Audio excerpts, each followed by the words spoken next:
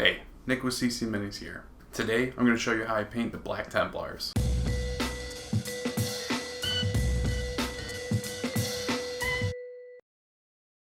Today, I'm going to show you how I painted this Black Templar Bladeguard Veteran.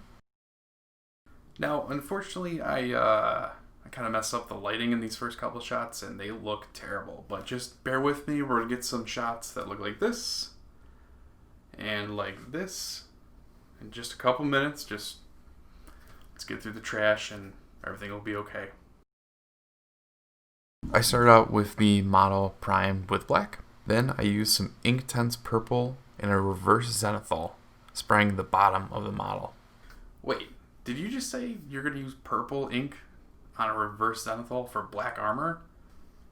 But why though? Well, there are two reasons for this. One, adding a bit of purple to the black is going to add a bit of almost imperceptible tonal variation, but most importantly, B, this ink dries glossy. Again, why? Okay, yeah, so it's weird, but glossy surfaces always allow the blacks to be blacker. We'll get to why this is important in just a moment. We're going to use the charcoal black from Pro Acryl as a zenithal highlight. Now this is a super matte black, and it's going to be the perfect highlight. Perfection. And basically we're doing a zenithal of different blacks with different finishes, that is matte versus gloss. Take a look at these images. It's just gloss black printed on top of a matte black surface. See how the blacks are so much darker? That's basically what I'm trying to do with this armor. So the darker, albeit more reflective black is on the bottom, but the tops are matte and optically lighter due to its finish. Next we're going to take some dark warm gray and do some spot highlights. I hit these almost like a zenithal, but only touching the parts of the model that I want to emphasize with the highlight. I hit the head, tops of the knees, hands, feet, albeit lightly, back of the heels, and the backpack? Are these even called backpacks? What are they?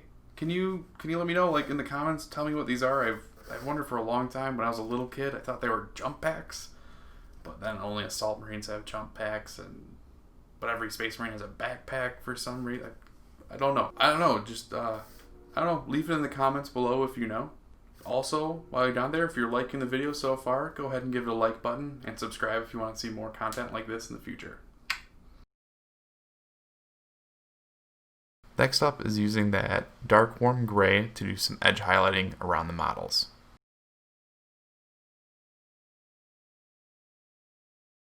These edge highlighting steps are going to take a pretty good chunk of time and overall make up a large percentage of the time spent on the miniature. Just stay patient, throw on an audiobook or a nice podcast and just work through them.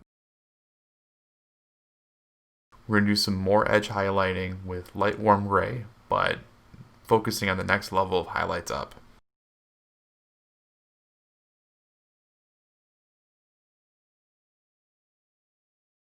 Edge highlighting in general, and especially black, shows all the little tiny mistakes very clearly.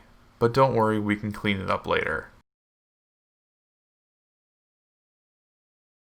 Sometimes I get shaky hands when doing this much edge highlighting. If I notice it's affecting my brush control, I'll put the brush down, spend 10-15 minutes doing something else before coming back to it to get my dexterity back.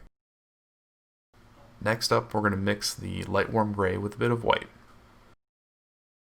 We're going to use this mixture to do our brightest edge highlights. We can always come back in with our coal black and cover up any little mistakes, or smooth out the lines. I'm always pleasantly surprised at how consistent I can get the lines to look by coming back in at the end this way. Seriously, don't sweat it if you don't get this perfect on the first stroke. Next up, I'm going to take some of that dark warm gray and do some recess shadings on the parts of the model that I'm going to put more focus into, such as the helmet. Then in the deepest recesses, I'm going to shade with charcoal black. Lastly, for the black armor, I'm going to add some Inktense black to the weird sections between the plates of armor kind of as a panel liner. It gives them a nice glossy finish, which breaks apart the matter black armor with some more deep blacks.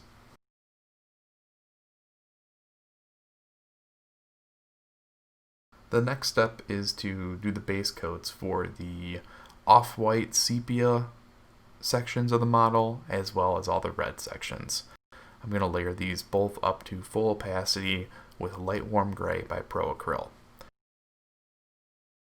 Strap in, this is going to take quite a few coats, but it'll be worth it in the end. I think I did mostly 3 coats, but in some areas I even needed 4. I'll take a mixture of the bright warm gray and ivory to do highlights on the robes, the little shields on the legs and chest, as well as the shoulder pads. Next, to get that off-white color, I'm going to use Seraphim Sepia from Games Workshop. I'm going to build it up a little thick and then void blend it out, removing any excess paints. This way I can have some control over what areas get lighter and darker. I'm going to repeat the step quite a few times to build the level of intensity that I want with the sepia.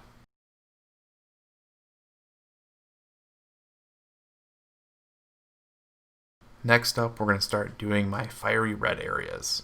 We start out with the base coat of bright warm gray that we laid down before. Then I'm going to do at least 2 layers of Pro Acryl red. I want at least 2 coats to build up full opacity. We don't want any pink areas. Then I'm going to highlight via layering and edge highlighting with Pro Acryl red, orange, and then again with Pro Acryl yellow, covering less and less area with each paint as we want the highlights to transition. Then I'm going to take some Mahogany into the shaded areas. Middle of flat planes is where I typically do this. Then I'm going to take some charcoal black, making it even darker still. Lastly, I do a thin glaze of red over all but the brightest yellow or white highlights. At least that's how I get started. But the truth is, it's more of like a starting position. I'll then take it and, push the different colors back and forth depending on what the object is. If I want the object to glow, if I'd rather have it be a dark, steep red, or a really bright poppy one. All those different options are going to require different ratios of the colors. Sometimes I try to make it look like it's glowing red, hot, like in this burning halo.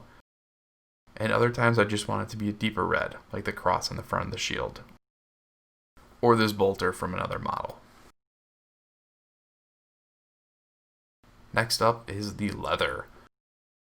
We're going to start out with a base coat of Mahogany from Pro Acryl. I think I did 2 coats here to bring it up to full opacity.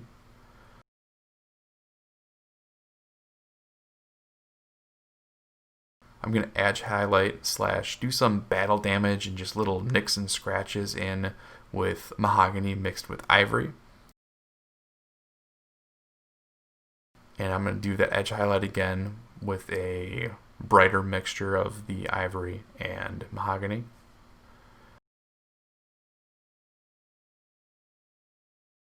Lastly, I'm going to glaze with Inktense Chestnut, and oh my goodness, is it so good. I just figured this one out and oh baby. Ooh, look at that. That's nice. Right? That's nice. I love using these inks as filters like this with the high contrast undercoat.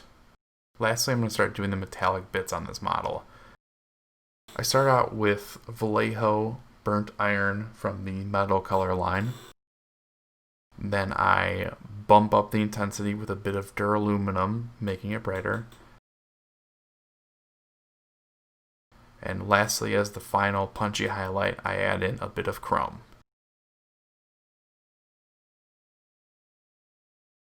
At this point, you can use a wash like Strong Tone or something else like that to grunge it up if you so choose. I kind of like the way that's looking lustrous right now. At this point in time, the model is basically done from at least the recipe point of view. I'm not going to go super far into the power sword. If you want to see how I do that in particular, you can check out my 5 ways to blend video. The last 5 or so minutes are focused entirely on this sort of power sword. And the OLS is also a little bit out of the scope of this video, but I go into that a little bit more in depth in my Deus Ex video.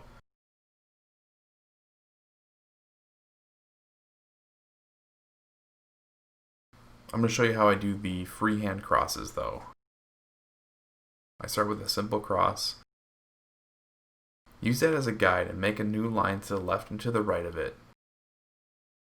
Use your brush like a triangle type of pattern. It's kind of like 4 arrows pointing towards the same spot. For the text, I kind of just do little squigglies in a straight line. There's not much to explain here. You can kind of see what I'm doing. For both of these, I really recommend using some not so thick paint, but paint that flows well from the brush. Definitely practice on your hand to make sure the consistency is right. Lastly, I'm going to pop on the shield that I painted off screen, and we're done. A Bladeguard Veteran from the Black Templars wielding a power sword, fueled solely by the hatred for heretics.